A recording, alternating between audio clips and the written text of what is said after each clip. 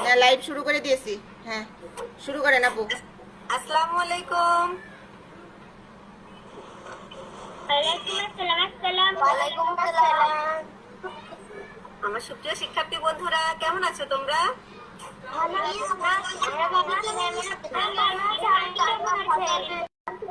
আলহামদুলিল্লাহ, আমিও খুব ভালো আছি। তোমাদের মুখগুলা দেখেই না আমি বুঝতে পারতেছি যে তোমরা খুব ভালো আছো। সবাইকে খুব মিষ্টি লাগতেছে।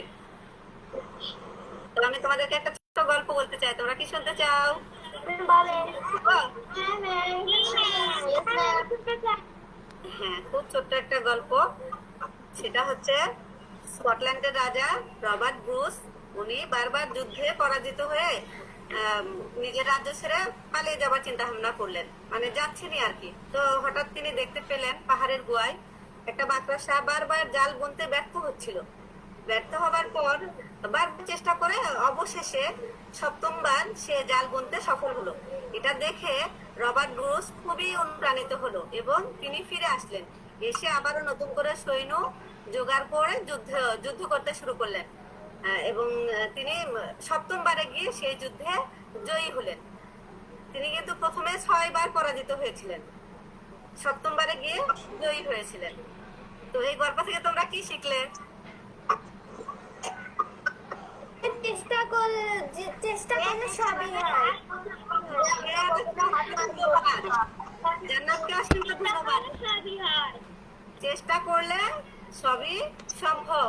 তো আমাদের কিছু করার জন্য অবশ্যই চেষ্টা করতে হবে। একবার না পারলে আমাদের বারবার চেষ্টা করতে হবে, তাহলে আমরা সফল হতে পারবো। ঠিক আছে? তো সবাইকে অসংখ্য ধন্যবাদ। আমরা আমাদের মূল ক্লাসে চলে যাই।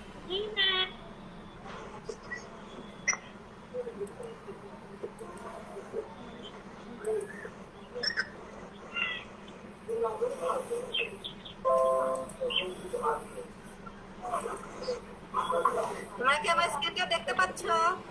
জি ম্যাম। হ্যাঁ ম্যাম।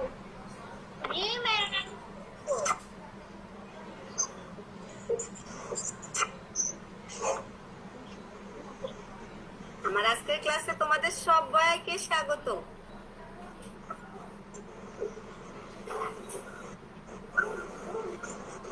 তোমরা অনেকে আমাকে চেনো, তবে আজ আর যারা আমাকে তাদের জন্য বলছি। আমি নুরানি বেগম, সহকারী শিক্ষক হিসেবে কর্মরত আছি তালপুর সরকারি প্রাথমিক বিদ্যালয়। আমি তোমাদের সাথে যুক্ত হয়েছি সুন্দরগঞ্জ গাইবান্ধা থেকে। আজকে আমরা চার প্রক্রিয়া সম্পর্কিত কিছু সমস্যাবলী নিয়ে আলোচনা করব।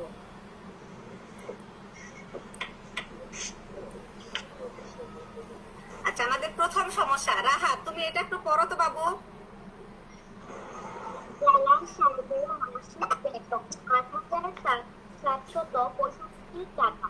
প্রতি মাসে তিনি ৩,২২৫ টাকা বাসা ভাড়া বাবদ এবং ৪,৮৫০ টাকা অন্যান্য জিনিস ক্রয়ে খরচ করেন।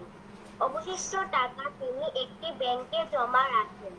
তিনি ৮ মাসে কত টাকা ব্যাংকে জমা করেন? আচ্ছা, আমি একবার পড়ি। জালাল সাহেবের মাসিক বেতন ৮,৭৬৫ টাকা। তিনি প্রতি মাসে তিনি ৩,২২৫ টাকা বাসা ভাড়া বাবদ এবং ৪,৮৫০ টাকা অন্যান্য জিনিস ক্রয়ে খরচ করেন। অবশিষ্ট টাকা তিনি একটি ব্যাংকে জমা রাখেন।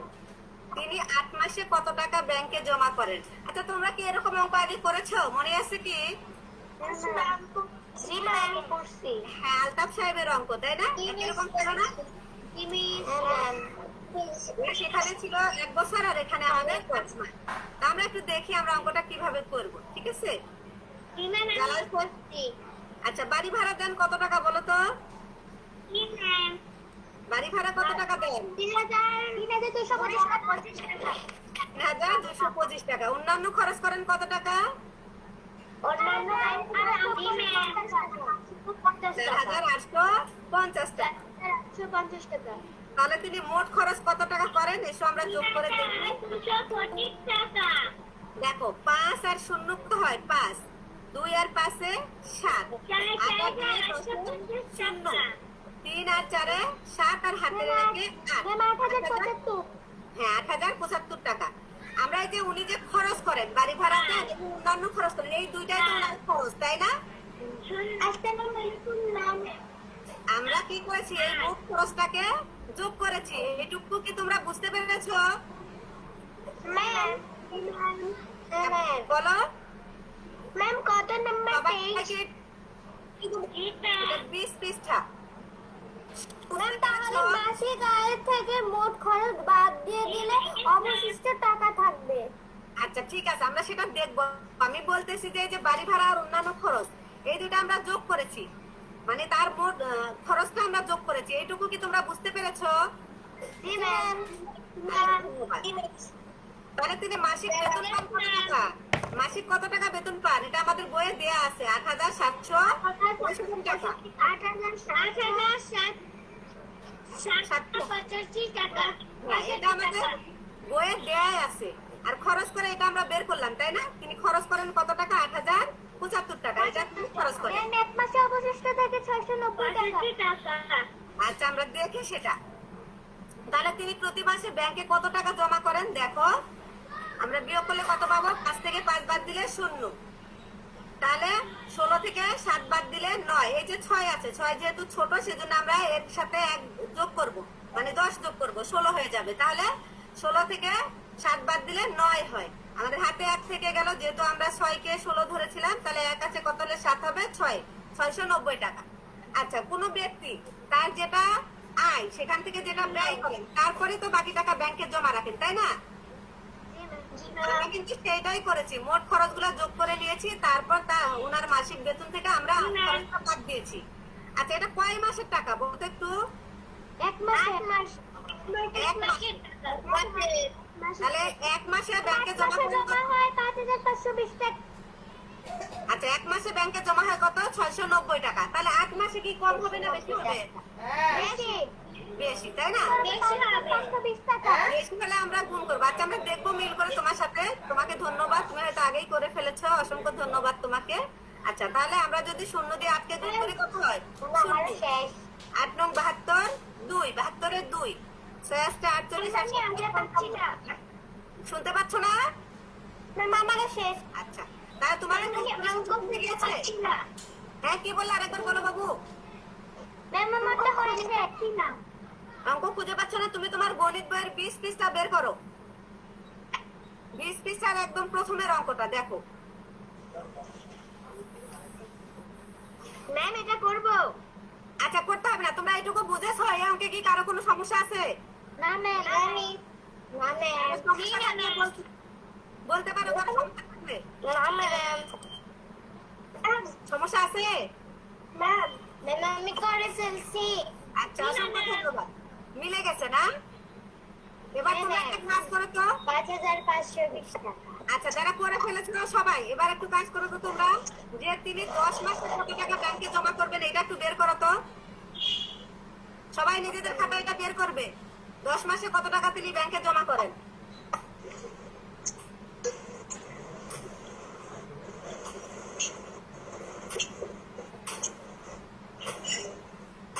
তোমরা কি করতেছো?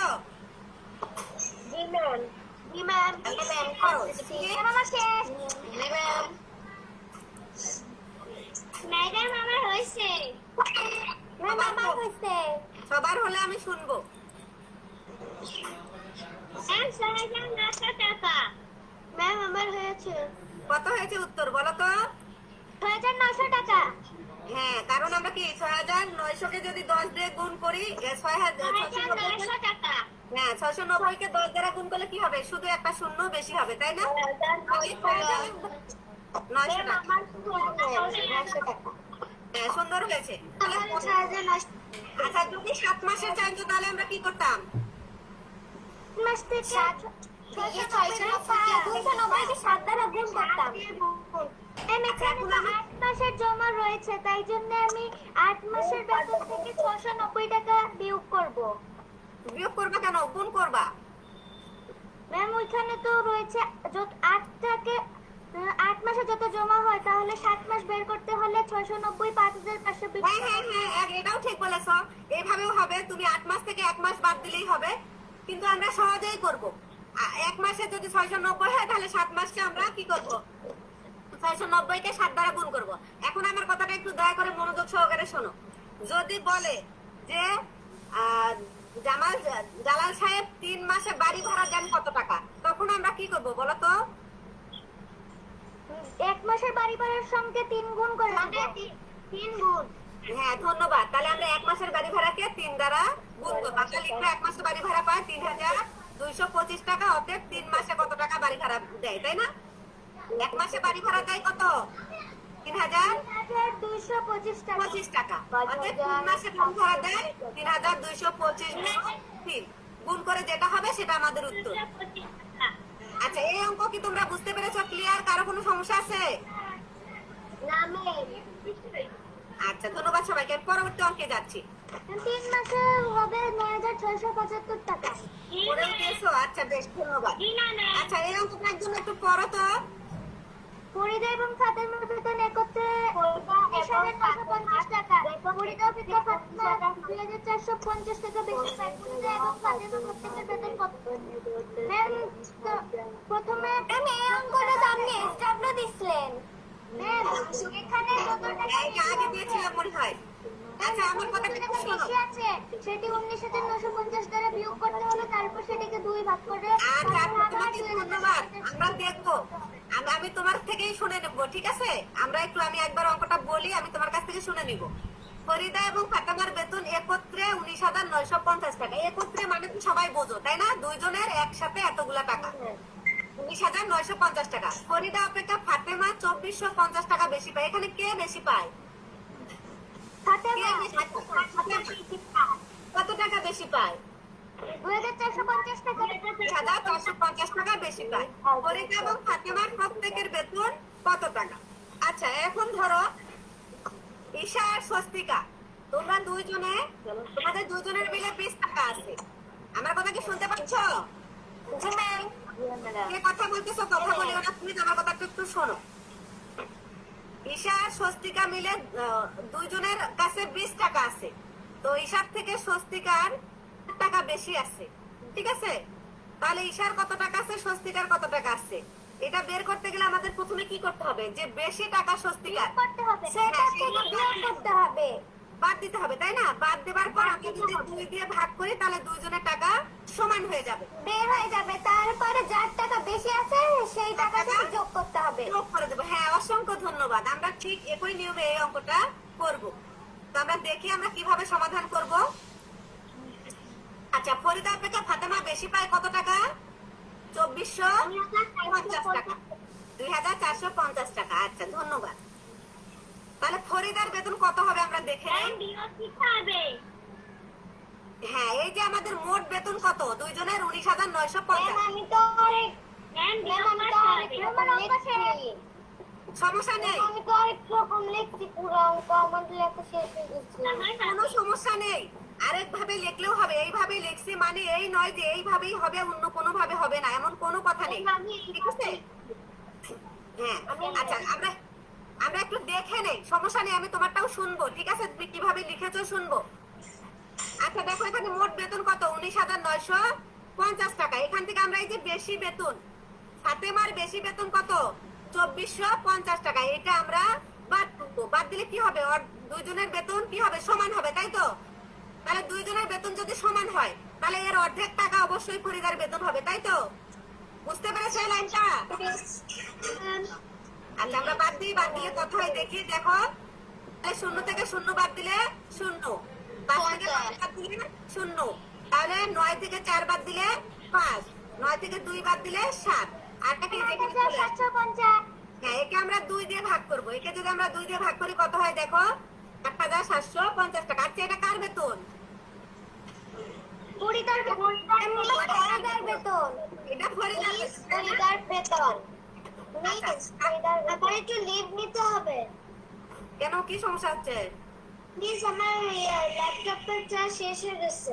আচ্ছা, ঠিক আছে, তুমি লিভ নাও, পরে লাইভ দেখে নিও। ঠিক আছে মিস। আচ্ছা, তাহলে দেখো এটা কার বেতন বের হলো? ফরিদার বেতন, তাই তো?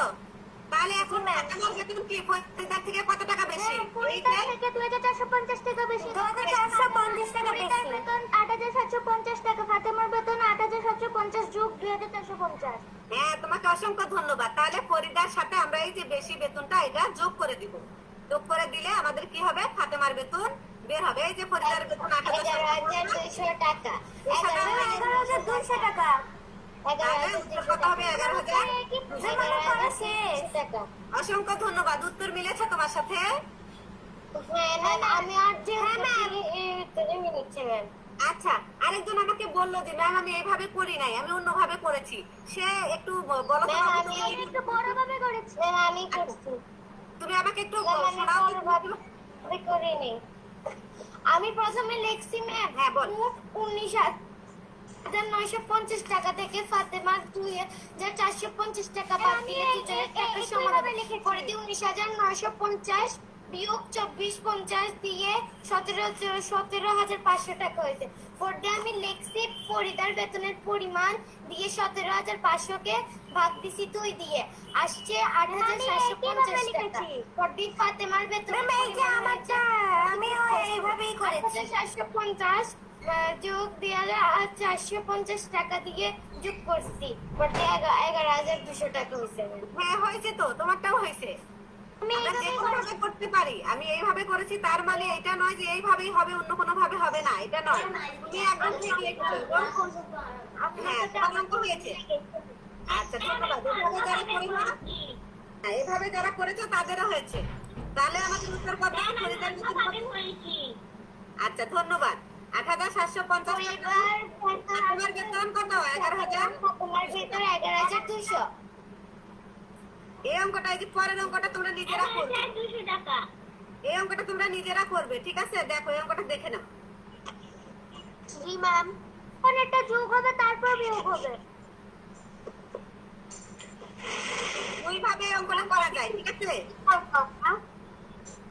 যোগ করেও করতে পারবে, আবার আরো একভাবে করা যায়। তোমরা এই অঙ্কটা করো।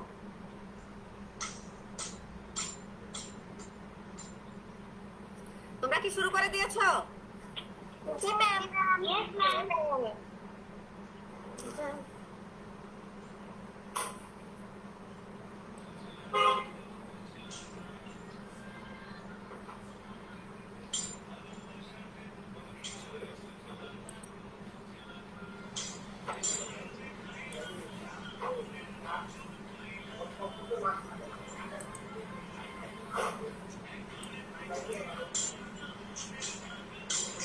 স্ক্রিনটা দেখা যাচ্ছে না।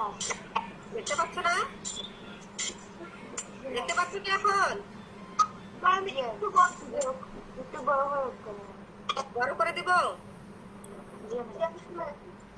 আচ্ছা, দিচ্ছি, দেখো।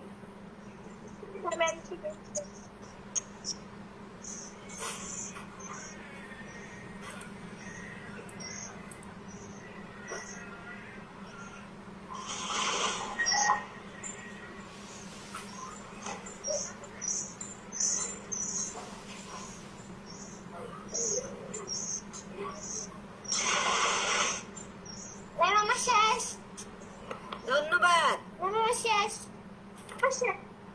অসংখ্য ধন্যবাদ, ম্যাম আমার শেষ।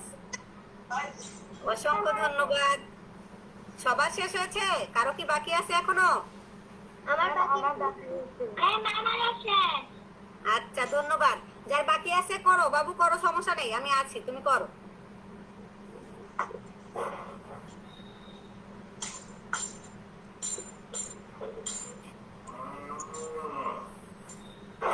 শেষ হলে আমাকে বলে দিও।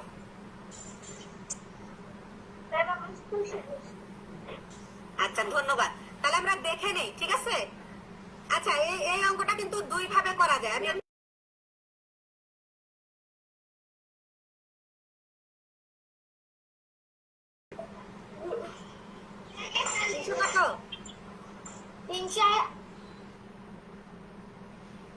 টাকা 388 টাকা ম্যাম। টাকা কেন? এখানে লিস্ট না।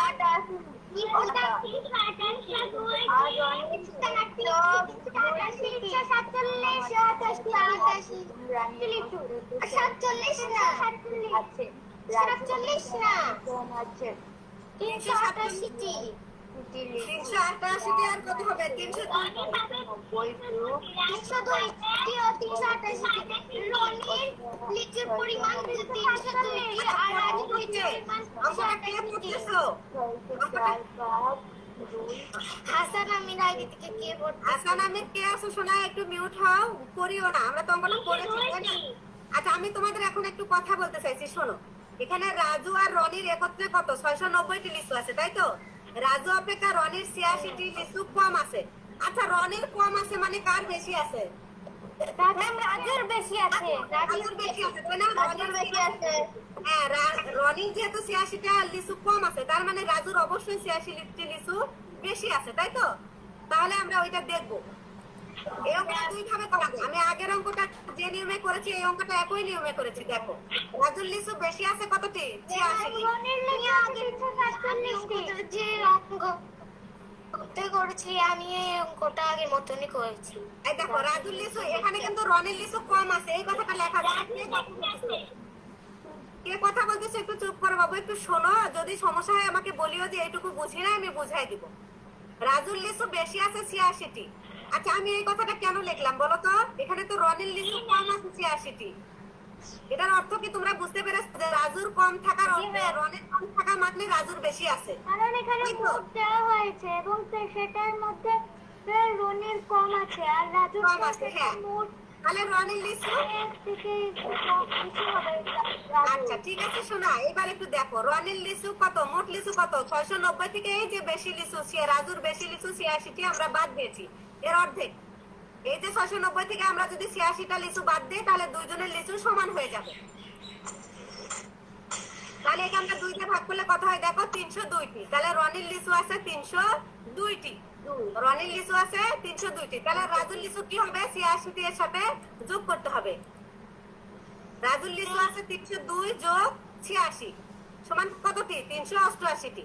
ঠিক আছে, তাহলে রাজুর 388টি, রনির 302টি। রাজুর 388টি এবং রনির 302টি। আমি আগের অঙ্কটা ফরিদা ফাতেমার অঙ্কটা যেভাবে করেছিলাম এই অঙ্কটা একই ভাবে করেছি, তোমরা চাইলে অন্যভাবেও করতে পারো। এই যে এখানে আমি যে অঙ্কটা ছিল এরকমই আমি করেছি। হ্যাঁ, তোমরা যদি মনে করো যে আমি এখানে রাজু লিখবো না রনি লিখবো তাহলে আমি আচ্ছা ধন্যবাদ। আমি আপনার নিয়মে করেছি।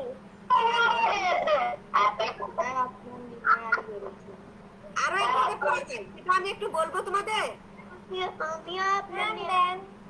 আচ্ছা অসংখ্য ধন্যবাদ। আচ্ছা যাদের সমস্যা হচ্ছে তারা স্ক্রিনশট দিয়ে নিয়ে নিতে পারো তো পরবর্তীতে। অসংখ্য ধন্যবাদ। আচ্ছা আমি একটু বলি, তোমরা যদি মনে করো যে আমি আরেকভাবে করবো, কার ওখান থেকে শব্দ হচ্ছে, একটু শব্দটা বন্ধ করো শোনা। এখানে তোমরা লিখতে পারো রনির লিচু কম আছে 86টি, তখন তোমাদের কি করতে হবে জানো? এই যেখানে লিখতে হবে রাজুর লিচু আছে বলে এই যে 690 সাথে 86 তখন কি করতে হবে তোমাদের বলো দেখি? তখন যোগ করতে হবে। যোগ করলে রাজুর লিচু বের হবে, আর সেখান থেকে যখন রনির লিচু বের করবে তখন 86টি এখানে এসে বাদ দিতে হবে। বুঝতে পেরেছো? মানে প্রথমবার যোগ করতে হবে, পরেরবার বিয়োগ করতে হবে। আমার কথাটা বুঝতে পেরেছো? হ্যাঁ ম্যাম, তোমরা দুই ভাবেই করতে পারো, আমি তোমাদের এটা দেখাই দিচ্ছি। আমার কথা হলো যে আগের অঙ্কটা যেহেতু এইভাবে করেছি সেজন্য এটাও দিলাম। আমি এই নিয়মেই করেছি। আচ্ছা ধন্যবাদ। যোগ করে করেছি। আচ্ছা যোগ করে করলে হবে, কোনো সমস্যা নেই, তোমরা যোগ করেও করতে পারো প্রথমবার। আচ্ছা এখানে একটা জিনিস মনে রাখো যে প্রথমবার যদি যোগ করো পরের বার অবশ্যই বিয়োগ করতে হবে, আর প্রথমবার যদি বিয়োগ করো পরের বার যোগ করতে হবে। ঠিক আছে? আচ্ছা তোমরা এই অঙ্কটা আশা করি বুঝতে পেরেছো, কারো সমস্যা আছে কি? না ম্যাম। এবার আমি একটা মজার অঙ্ক করবো।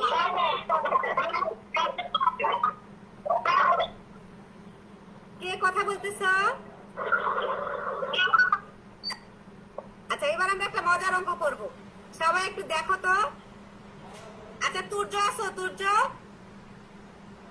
তুর্য আসো। আমি পড়ি। হ্যাঁ পড়ো।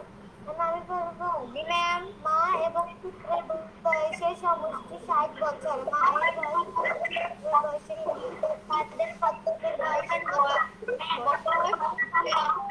3 গুণ। তাহলে এদের প্রত্যেকের বয়স কত? ম্যাম শ্রদ্ধা হচ্ছে।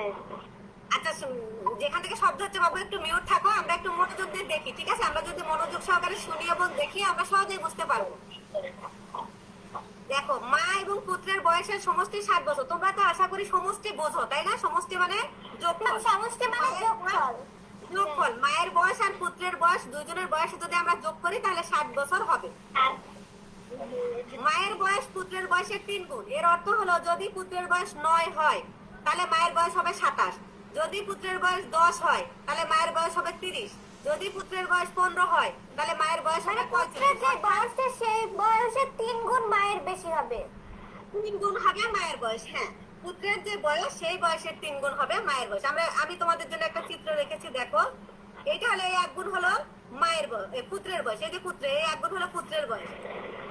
এর 3 গুণ, দেখো এর 3 গুণ হলো এই যে মায়ের পুত্রের বয়সের 3 গুণ হলো মায়ের বয়স। এই দেখো মায়ের 3টা মানে 3 গুণ, পুত্রের 1 গুণ আর মায়ের 3 গুণ। এই মোট মিলে কত বয়স বলো দেখি? 60। 60 বছর। এই 4 গুণ মিলে হলো। তাহলে আমরা এই কথাটা একটু সাজিয়ে লিখেছি, ঠিক আছে? আমরা দেখবো সেটা কিভাবে আমি এটা সাজিয়ে লিখছি, একটু দেখবো। তোমাদের কোথাও সমস্যা হলে আমাকে বলবা। আচ্ছা, মায়ের বয়স সমান পুত্রের বয়সের 3 গুণ। এই লাইনটা তোমাদের বইয়ে দেয়া আছে, বুঝেছো কি? জি ম্যাম। কোনো সমস্যা আছে এই লাইনে? কোনো সমস্যা আছে কি এই লাইনে তোমাদের? না ম্যাম। আচ্ছা না ম্যাম। আচ্ছা, দেখো পুত্রের বয়সের 1 গুণ। কোন ব্যক্তির নিজের বয়স তার বয়সের 1 গুণ হয়, এটা কি তোমরা জানো? জি মিস। অবশ্যই আমার বয়সের 1 গুণ হবে। আমার বয়স কি আমার বয়সের 3 গুণ 4 গুণ হবে? না ম্যাম। না ম্যাম। তাহলে দেখো পুত্রের বয়স কি পুত্রের বয়সের 1 গুণ। পুত্রের বয়স কি পুত্রের বয়সের 1 গুণ। তাহলে আমরা কি করবো? এই দুটো যোগ করে দিব। অতএব মা ও পুত্রের বয়সের সমষ্টি কি হবে? পুত্রের বয়সের 4 গুণ। তাহলে তাহলে অন্যভাবে করে মায়ের বয়স পুত্রের বয়স, সমস্যা নেই। আমি তো বলেছি যে আমি এইভাবে করেছি, মানে করতে হবে। আমি তোমাদেরটাও শুনবো, আমরা একটু দেখি। এটা অনেক ভাবেই করা যায়। আচ্ছা দেখো, তাহলে পুত্রের বয়স কি সমান সমান পুত্রের বয়সের 1 গুণ। আমি এই দুটা যোগ করেছি। মায়ের বয়স আর পুত্রের বয়সের সমষ্টি পুত্রের বয়সের 4 গুণ। 4 গুণ কেন হলো বলো তো? কারণ এখানে 3 গুণ হলো মায়ের বয়স, আবার 1 গুণ হলো কি? হ্যাঁ, যেহেতু মা ও পুত্রের বয়সের তাহলে পুত্রের বয়সের 4 গুণ হবে, তাই না? মা ও পুত্রের বয়সের সমষ্টি পুত্রের বয়সের অবশ্যই 4 গুণ হবে। কারণ কি? মায়ের বয়সটাই পুত্রের বয়সের 3 গুণ। আবার এর সাথে কি যোগ হয়েছে? পুত্রের 1 গুণ যোগ হয়েছে, হয়েছে না? আচ্ছা ধন্যবাদ। আচ্ছা ধন্যবাদ, অসংখ্য ধন্যবাদ। আমরা একটু দেখি, আমি তোমাদের সাথে মিল করে দেখবো, ঠিক আছে? তাহলে দেখো মা ও পুত্রের বয়সের সমষ্টি সমান কি? পুত্রের বয়সের 4 গুণ, তাই না? 45 বছর মায়ের বয়স। আচ্ছা আপনার দেখবো তো? 45 বছর। তাহলে দেখো দেয়া আছে মা ও পুত্রের বয়সের সমষ্টি 60 বছর। এই কথাটা তোমাদের লেখা আছে বই, আছে না? আছে কি? মা ও পুত্রের সমষ্টি সমান 60 বছর, এটা তোমাদের বইয়ে লেখা আছে না? আচ্ছা দেখো তো, এই যে মা ও বয়সের সমষ্টি, মা ও পুত্রের বয়সের সমষ্টি 60 বছর, তাহলে পুত্রের বয়স কত হবে দেখো তো? 60 ভাগ 4। আচ্ছা আমরা 60 কে 4 দিয়ে ভাগ দিলাম কেন? কেউ কি আমাকে একটু বলতে পারবা? কেউ কি আমাকে একটু বলতে পারবা যে আমরা 60 কে কেন 4 দিয়ে ভাগ দিলাম? এখানে 15 বছর হবে, এর জন্য 4 দিয়ে ভাগ করা হয়। তার ছিলাম আমরা। আচ্ছা আমরা কেন 4 দিয়ে ভাগ দিলাম? পুত্রের বয়স বের করার জন্য 60 কে 4 দ্বারা ভাগ করা হয়েছে। কারণ এখানে পুত্রের বয়স হচ্ছে নিজেরই 1 গুণ আর মাতার বয়স হচ্ছে 3 গুণ, অতএব এটার সমষ্টি হবে 4 গুণ। তাই যে হ্যাঁ, অসংখ্য ধন্যবাদ তোমাকে, তুমি একদম ঠিক বলেছো। এই যে মা ও পুত্রের বয়সের সমষ্টি আমরা একটু আগে যে বের করলাম 4 গুণ, তার মানে কি ওই 60 সমান কি 4 গুণ না? তাহলে 60 কে যদি আমরা 4 দিয়ে ভাগ করি তাহলে আমাদের পুত্রের বয়স বের হবে। হ্যাঁ, এখানে 60 কে 4 দিয়ে ভাগ করার অর্থ হলো মা ও পুত্রের বয়সের সমষ্টি 60, এটা সমান কি 4 গুণ, তাই না? 4 গুণ সমান পুত্রের বয়স 15। হ্যাঁ, তাহলে আমরা যদি 60 কে 4 দ্বারা ভাগ করি কত হবে? 15। তোমরা এটা যদি বুঝতে দেখো তার সমস্যা থাকলে বলো। আচ্ছা অসংখ্য ধন্যবাদ। তাহলে আমরা মায়ের বয়স কি করব? অতএব মায়ের বয়স 15 কে 3 দ্বারা গুণ করব। সমান, হ্যাঁ 3 দ্বারা গুণ করবো, কারণ গুণ করব পুত্রের বয়সের 3 গুণ হলো মায়ের বয়স। এবং 15 বছর। আচ্ছা সবাই কি বুঝতে পেরেছো? 16 বছরে পিতা ও কন্যার বয়সের সমষ্টি যেটা আছে ওই নিয়মে আমি করেছি। আচ্ছা কোনো সমস্যা নেই, তোমরা যে কোনো নিয়মে করতে পারো। আমি এখানে এটা লিখেছি তার মানে এই নিয়মে করতে হবে এমন কোনো কথা নাই। তোমরা তোমাদের সুবিধা মতো যে কোনো নিয়মেই করতে পারো, তবে একটু খেয়াল রাখবে যে সবকিছু যেন ঠিকঠাক থাকে, ঠিক আছে? আচ্ছা এই অঙ্কটা কি বুঝতে পেরেছো? কারো কি সমস্যা আছে? না ম্যাম, তোমরা চাইলে স্ক্রিনশট দিয়ে নিতে পারো।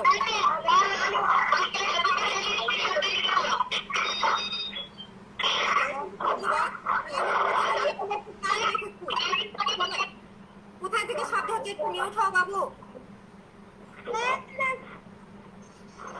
তোমাদের জন্য লিখেছি, এটা তোমরা এখন করবে।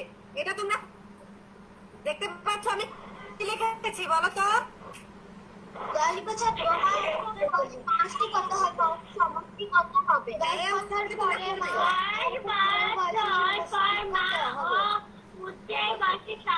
কত হবে? এটা এখন তোমরা করো। বাড়ির কাজ না বাড়ির কাজ না, এখনই করবে। হ্যাঁ এখনই করবে। আমরা মা আর পুত্রের বয়স বের করছি না, মায়ের বয়স কত বের হলো? 45 মায়ের আর পুত্রের বয়স কত বের হলো? পুত্রের বয়স কত বের হলো? পুত্রের বয়স যেটা বের হয়েছে সেটার সাথে 10 যোগ করলে 10 বছর পর পুত্রের বয়স পাবে। একইভাবে মাতার বয়স বের করতে হবে। হ্যাঁ হ্যাঁ হ্যাঁ করো। আমি তারপরে দুজনেরটা যোগ করতে হবে। ঠিক আছে তুমি করো, আমি করতে পারছি এটা।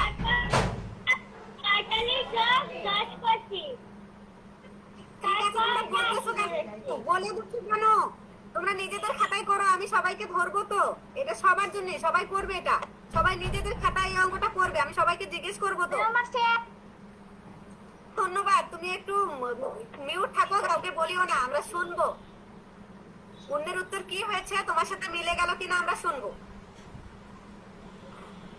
সবার শেষ হলে বলে দিবা। শেষ। ধন্যবাদ শেষ। ধন্যবাদ শেষ। অসম।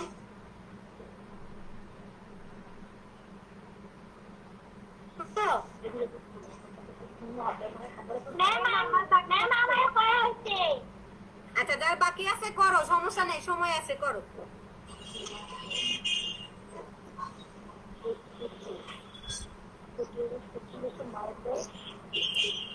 আমার হয়েছে। অসংখ্য ধন্যবাদ। আরো কি বাকি আছে কারো? আমার বাকি আছে। আচ্ছা করো, তুমি করো।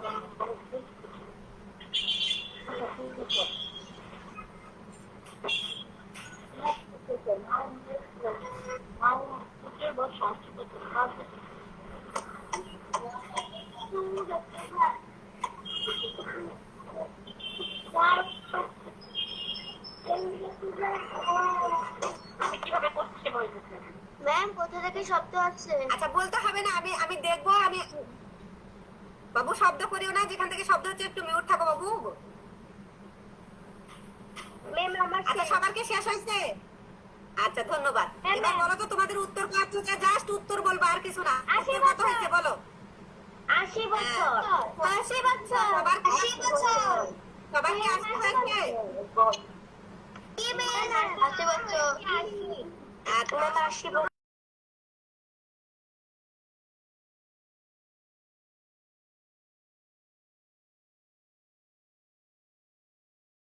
বয়স যোগ হচ্ছে 10 সমান 55 বছর। 10 বছর পরে পুত্রের বয়স কত হবে দেখো। বর্তমানে কত আছে? 15। সমষ্টি হবে 55 যোগ 25 সমান সমান 80 বছর। আচ্ছা সবাইকে এটুকু বুঝেছো?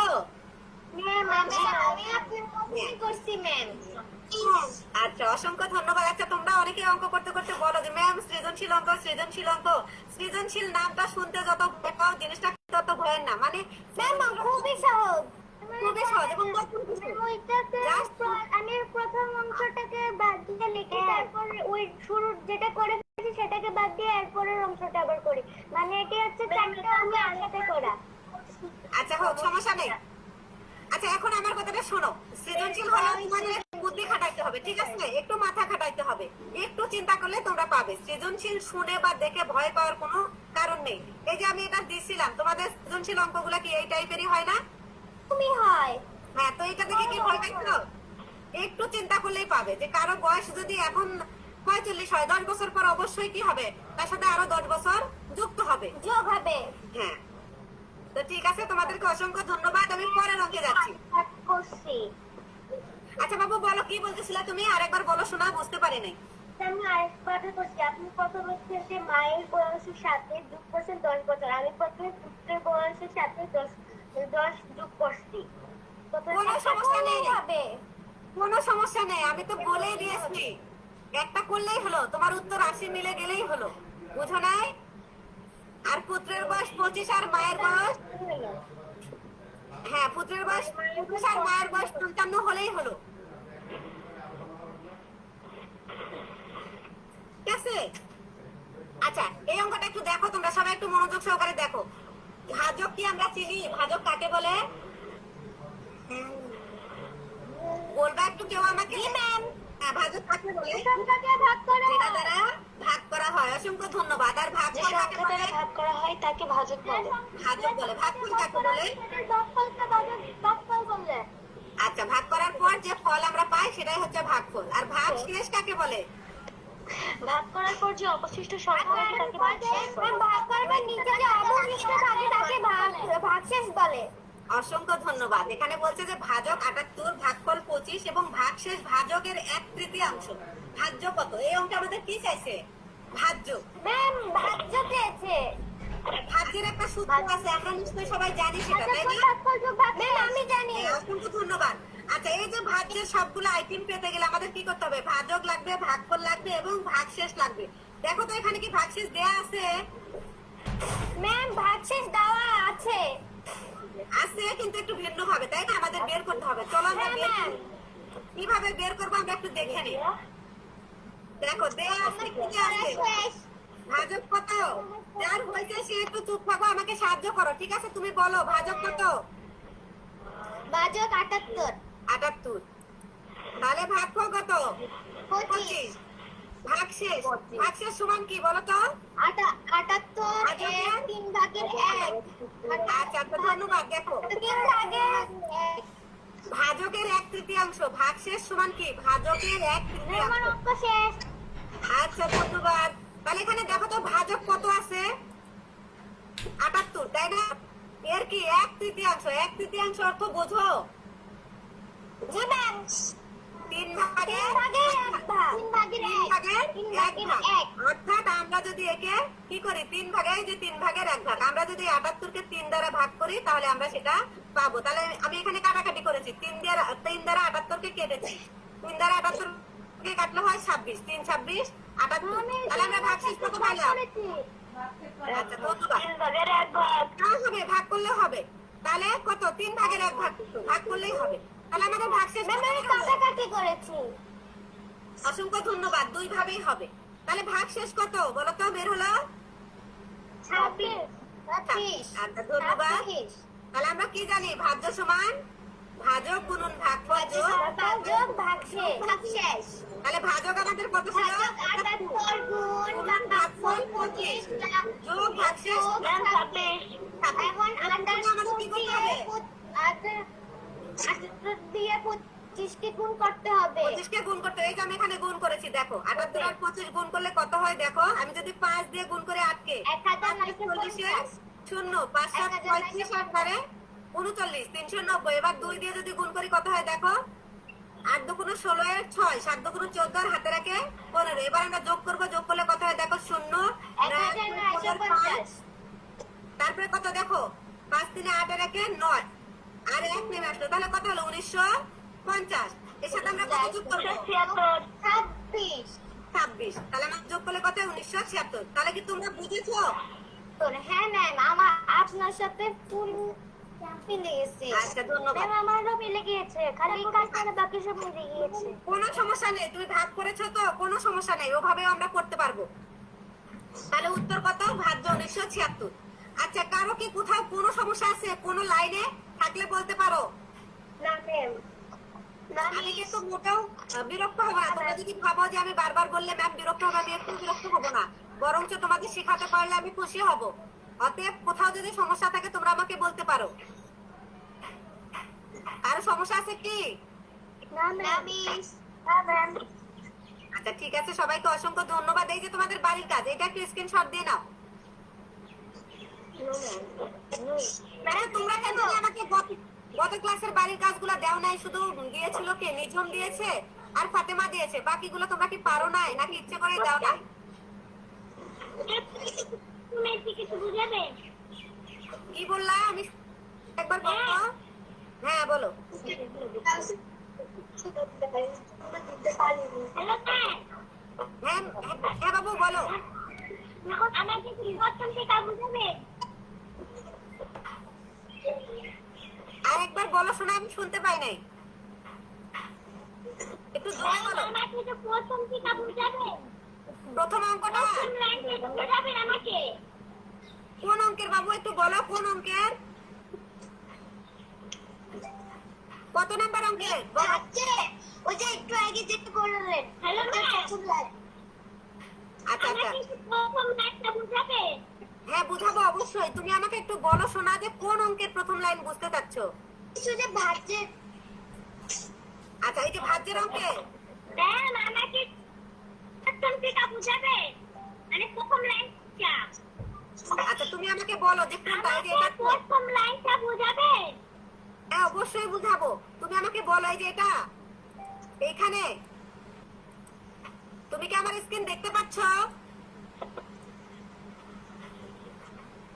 দেখতে পাচ্ছো তুমি আমার স্ক্রিনটা দেখতে পাচ্ছো?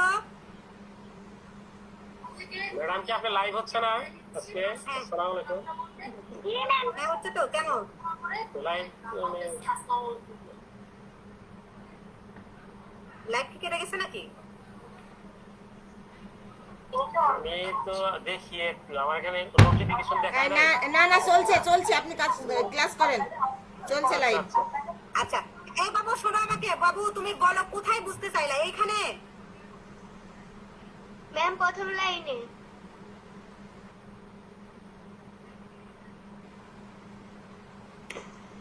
প্রথম লাইন। আচ্ছা কে বলতেছিল? তার নামটা একটু বলো তো বাবু। তুমি কি বুঝতে চাইছিলে? আমি তো তোমার কথাটা বুঝতে পারি নাই শোনা। নুসরাত নামে। হ্যাঁ নুসরাত, তুমি বলো তো। নুসরাত কি আমাকে শুনতে পাচ্ছো? ম্যাম নুসরাত, এটাই আমি বুঝতে চাইতাছি। এই যে এটা যেটা এখন পেজে আছে এইটা। জি ম্যাম।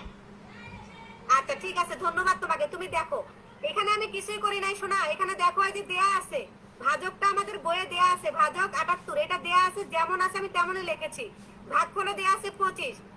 আমি শুধু এই যে ভাগ শেষ সমান, আমাদের বইয়ে লেখা আছে ভাগ শেষ সমান ভাজকের 1/3।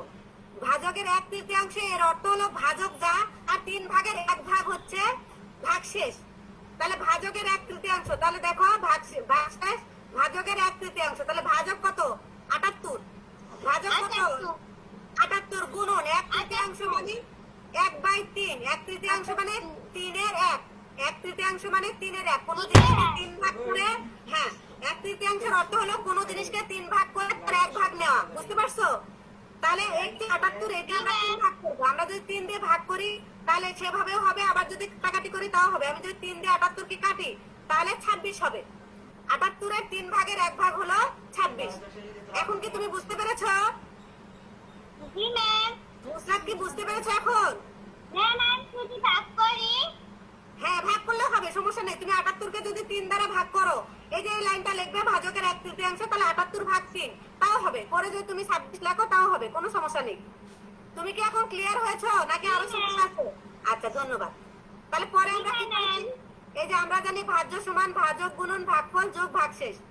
এই দুইটা গুণ করে দিয়েছি, ভাজক আর ভাগফল আর ভাগশেষ যোগ করেছি। এখানে কি তোমার কোনো সমস্যা আছে নুসরাত? জি না ম্যাম। আচ্ছা ধন্যবাদ। তাহলে তোমরা এক কাজ করো, তোমাদের যে বাড়ির কাজটা কি সবাই স্ক্রিনশট দিয়ে নিয়েছো? হ্যাঁ ম্যাম। মিস। বলো তো, অনেকে বাড়ির কাজ জমা দাও নাই গ্রুপে, শুধু আমি ফাতেমার দেখেছি আর নিঝুমের দেখেছি। বাকিগুলোর কি অবস্থা? তোমরা কি পারো নাই নাকি ইচ্ছে করে দাও নাই? পারি নাই। করতে পারো নাই? করতে পারো নাই কই? আমাকে তো ইনবক্সে নক করো নাই। মিস আমি এই যে আমার মোবাইল নষ্ট হয়ে গেছিল তাই আমি ঢুকতে পারি না। ও আচ্ছা ঠিক আছে, ম্যাম এখন তো এটা ঠিক আছে। এখানে বাবু একটু স্ক্রিনশট দিয়ে নাও গো, লিখে নিতে অনেক সময় লাগবে তো। ম্যাম আমি আর লিখতে পারি না। আচ্ছা তুমি এক কাজ ম্যাম করো, আমার ইন্টারনেট শেষ হয়ে গিয়েছিল। আচ্ছা যারা এই যে স্ক্রিনশট দিয়ে দিছো তারা একটু গ্রুপে দিয়ে দিও, লিখে নেওয়ার দরকার নাই, গ্রুপ থেকে তোমরা আমি দিয়ে দিয়েছি। আচ্ছা, লেখার দরকার নাই, তোমরা গ্রুপ থেকে নিয়ে নিও, লিখতে সময় লাগবে। ওকে। ম্যাম আমি দিয়ে দিয়েছি। আচ্ছা